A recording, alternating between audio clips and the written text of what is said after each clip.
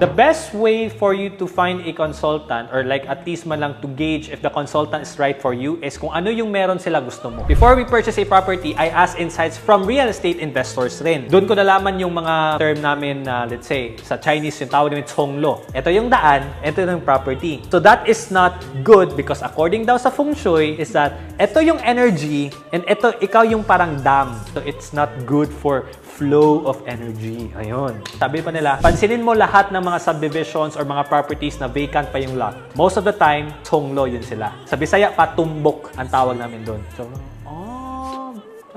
yeah, actually, it makes sense. It makes sense. I take that as a consideration na ngayon when purchasing properties. But dati, hindi ko yun alam. Yung iba, sabi nila, never purchase a property sa subdivision na nasa sa perimeter. Yung nasa parang edge na, tapos yun yung magiging entrance kasi ng mga magnanakaw. Yun yung sabi nila.